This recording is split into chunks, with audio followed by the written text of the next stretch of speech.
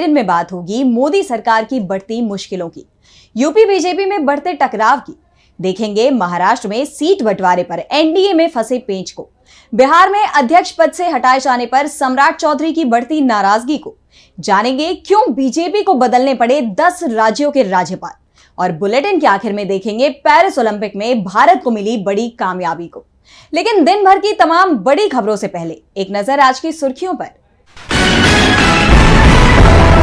दिल्ली सरकार ने कोचिंग संस्थान के बेसमेंट में हुई घटना पर दिए सख्त कार्रवाई के आदेश, हाई लेवल कमेटी गठित। आईएएस कोचिंग में जलभराव के कारण गई थी 3 छात्रों की जान।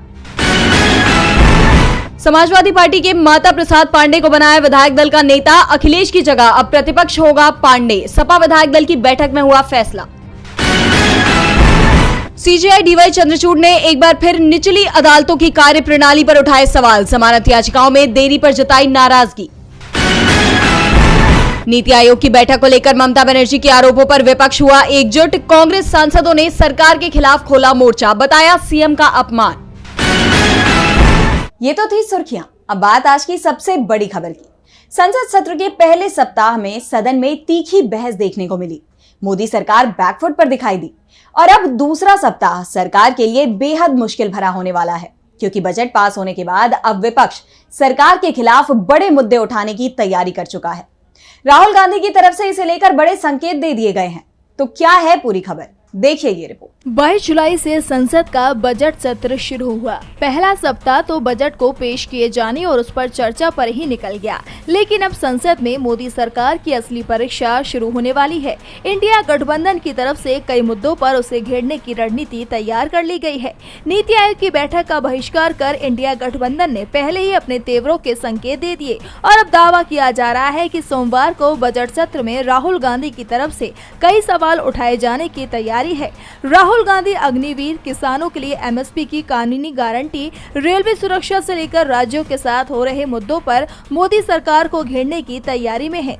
राहुल गांधी से पिछले दिनों किसानों ने संसद में पहुंचकर मुलाकात भी की थी और तभी राहुल ने साफ कर दिया था कि वो मुद्दा जरूर उठाएंगे। इस बीच राहुल गांधी अपने वादे भी पूरे करते जा रहे हैं। 26 जुलाई को राहुल गांधी की सुल्तानपुर कोर्ट में पेशी हुई थी। उन पर अमित शाह के खिलाफ दिए गए बयान को लेकर मानहानि का मुकदमा दर्ज कराया गया। पेशी से लौटते समय राहुल गांधी रामचेत मोची की दुकान पर रुके थे। रामचेत ने राहुल से मदद मांगी थी और राहुल गांधी ने उसे एक सिलाई मशीन भेज दी है, आर्थिक मदद भी दी है। रामचेत ने इसे लेकर राहुल गांधी का आभार भी जताया। साफ है, राहुल गांधी बड़ी लकीर खींच रहे हैं, तो दूसरी तरफ मोदी सरकार में ही बवाल दिखाई दे रहा है। नीति आयोग की बैठक में एनडीए में फूट दिखाई दी। बिहार के सीएम नीतीश कुमार बैठक में नहीं पहुंचे तो महाराष्ट्र के सीएम एकनाथ शिंदे ने भी बीजेपी हाईकमान के सामने मुश्किलें खड़ी कर दी हैं। बीजेपी मुश्किल में दिखाई दे रही है। मोदी सरकार के कमजोर पड़ने का असर राज्यों में दिखाई दे रहा है। अब तक केंद्र के दबाव में दिखाई दे रहे यूपी के सीएम योगी आदित्यनाथ के तेवर तीखे होते जा रहे हैं, जिसके चलते यूपी बीजेपी में टकराव बढ़ता जा रहा है और दावा किया जा रहा है कि इस टकराव के चलते यूपी सरकार में बड़ा फेरबदल होना तय माना जा रहा है। तो क्या है पूरी खबर, देखिए ये रिपोर्ट। योगी आदित्यनाथ एक बार फिर से बीजेपी हाईकमान पर भारी पड़ गए हैं। योगी को हटाने का जो दाव बीजेपी के अंदर उनके विरोधियों की तरफ से चला गया था, वो उल्टा पड़ गया है। अब बीजेपी हाईकमान योगी के सामने पूरी तरह से झुक गया है, जिसके बाद यूपी के डिप्टी सीएम केशव प्रसाद मौर्य और ब्रजेश पाठक की कुर्सी पर संकट दिखाई देने लगा है। दरअसल इस बार नरेंद्र मोदी कमजोर स्थिति में दिखाई दे रहे हैं, क्योंकि केंद्र में सहयोगियों के साथ भी एनडीए के साथ बहुमत से सिर्फ 21 सीट ज्यादा है। और पीएम मोदी की सबसे बड़ी चिंता ये भी है कि यूपी में बीजेपी को मिली 33 सीटों में से करीब 20 योगी आदित्यनाथ के कट्टर समर्थक हैं। अगर योगी को नाराज किया जाएगा तो बीजेपी में बगावत हो सकती है और मोदी सरकार बड़े संकट में फंस सकती है। और इसी के चलते योगी को बदलने का बीजेपी हाईकमान का दाव पूरी तरीके से फेल हो चुका है। योगी आदित्यनाथ के दिल्ली पहुंचते ही बीजेपी हाईकमान के तेवर पूरी तरह से बदल गए। बीजेपी मुख्यालय में मीटिंग हुई तो योगी ने 2027 के चुनाव जीतने का भाषण तक दे दिया। खबर है कि हाईकमान से योगी ने दोनों डिप्टी सीएम बदलने की बात कह दी है और कहा जा रहा है कि हाईकमान की तरफ से योगी को पॉजिटिव सिग्नल मिल गया है। ऐसे में अब केशव प्रसाद मौर्य और ब्रजेश पाठक दोनों की मंत्रिमंडल से छुट्टी होती दिखाई दे रही है। केशव मौर्य और ब्रजेश पाठक को हटाने की चर्चा चल रही है। इसे लेकर बीजेपी में बवाल मचा हुआ है। तो उसके सहयोगी भी बीजेपी हाईकमान पर दबाव बनाने में जुटे हुए हैं। महाराष्ट्र में इसी साल चुनाव होने हैं और शिवसेना शिंदे गुट ने चुनावों को लेकर बड़ा ऐलान कर दिया है, जिससे बीजेपी परेशानी में घिरती दिखाई दे रही है। महाराष्ट्र में विधानसभा चुनाव से पहले राजनीतिक सुगबुगाहट तेज है। इसी कड़ी में अब मुख्यमंत्री एकनाथ शिंदे भी चुनावी मैदान में उतर चुके हैं। हालांकि एनडीए गठबंधन यानी बीजेपी शिंदे गुट की शिवसेना और अजित गुट की एनसीपी के बीच अब तक सीटों का बंटवारा तय नहीं हुआ है, लेकिन एकनाथ शिंदे ने पहले ही बीजेपी को बड़े संकेत दे दिए हैं। शिंदे ने 113 विधानसभा क्षेत्रों में 40 विधानसभा प्रभारी तथा 93 विधानसभा निरीक्षकों की नियुक्ति कर दी है। इसके साथ ही उन्होंने ये भी साफ कर दिया है कि इस बार के चुनाव में उनकी नजर लगभग 120 सीटों पर है, खासकर मुंबई, कोंकण और मराठावाड़ा की सीटों पर।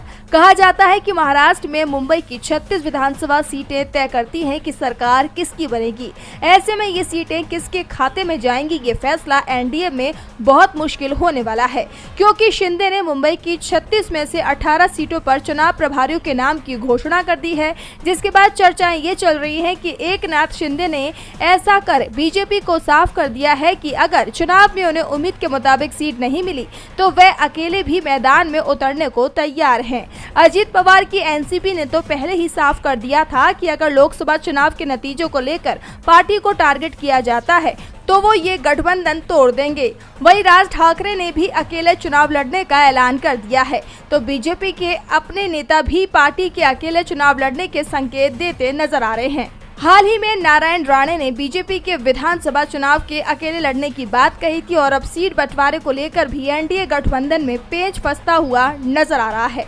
एनडीए के सहयोगी बीजेपी पर दबाव बना रहे हैं, तो बीजेपी के नेता भी उसकी परेशानी को बढ़ाते दिखाई दे रहे हैं। हाल ही में बीजेपी अध्यक्ष जेपी नड्डा ने राज्य संगठन में बड़े बदलाव किए थे, जिसमें बिहार के सम्राट चौधरी को प्रदेश अध्यक्ष पद से हटाकर दिलीप जायसवाल को नया प्रदेश अध्यक्ष बना दिया गया है और इसके बाद से ही सम्राट चौधरी नाराज बताए जा रहे हैं। लोकसभा चुनाव के बाद से ही बीजेपी के अंदर कुछ भी ठीक नहीं चल रहा है। जहां चुनावों में आए परिणामों ने यूपी बीजेपी की आंतरिक कलह को उजागर कर दिया, तो वहीं अब बिहार के प्रदेश अध्यक्ष को अचानक से बदलना बिहार बीजेपी में फूट की ओर संकेत दे रहा है, क्योंकि खबर यह है कि सम्राट चौधरी, जो कि बिहार के डिप्टी सीएम के साथ बीजेपी के प्रदेश अध्यक्ष थे, वो अध्यक्ष पद छोड़ने को तैयार नहीं थे।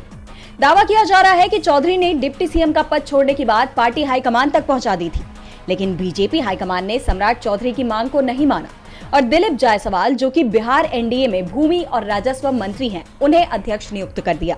सम्राट के सामने दिलीप की प्रोफाइल काफी लो है, इसके बावजूद उन्हें अचानक प्रदेश अध्यक्ष बनाना सभी के लिए काफी हैरान करने वाला था। वहीं बीजेपी के नेता इसे लोकसभा चुनाव से जोड़कर देख रहे हैं।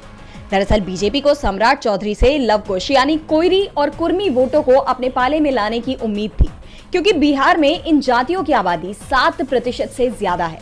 लेकिन हाल ही में हुए लोकसभा चुनाव में एनडीए गठबंधन इन सभी सीटों को हार गया और ये सीट आरजेडी यानी इंडिया गठबंधन के पास चली गई। तो दूसरी वजह थी सम्राट का आक्रामक रुख। बीजेपी को ऐसा लगता है कि सम्राट चौधरी एक आक्रामक चेहरे हैं, जो नीतीश कुमार के सामने खड़े हो सकते हैं, जिससे एनडीए में टकराव की स्थिति पैदा हो सकती है। जबकि दूसरी तरफ जायसवाल की छवि शांत रहकर संगठन का काम करने वाले व्यक्ति की है।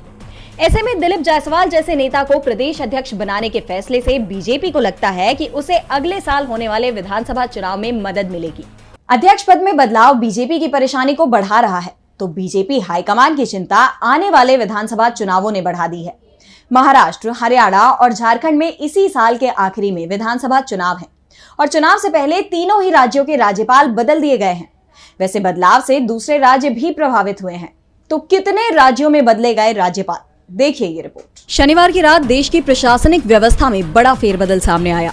10 राज्य और 1 केंद्र शासित प्रदेश में राज्यपाल बदल दिए गए। राज्यों में 6 नए राज्यपालों की नियुक्ति की गई, तो 3 का तबादला हो गया। भाजपा के राष्ट्रीय उपाध्यक्ष ओम प्रकाश माथुर को सिक्किम का गवर्नर बनाया गया है, तो महाराष्ट्र विधानसभा के स्पीकर रहे हरिभाऊ बागड़े राजस्थान, पूर्व केंद्रीय मंत्री और 8 बार के सांसद रहे संतोष गंगवार को झारखंड, असम से पूर्व सांसद रमन ढेका छत्तीसगढ़ के गवर्नर बनाए गए हैं। 3 राज्यपाल सीपी राधाकृष्णन को महाराष्ट्र, गुलाब चंद कटारिया को पंजाब, लक्ष्मण आचार्य को असम मणिपुर का जिम्मा सौंपा गया है, तो कैलाश नाथ को पुडुचेरी का उपराज्यपाल बनाया गया है। इससे पहले राष्ट्रपति ने पंजाब के राज्यपाल बनवारी लाल का इस्तीफा मंजूर कर लिया। सरकार के अचानक आए इस फैसले ने सबको चौंका दिया, क्योंकि एक साथ इतने राज्यों के राज्यपाल बदल दिए गए हैं, उसमें भी आदेश आधी रात को पारित किया गया।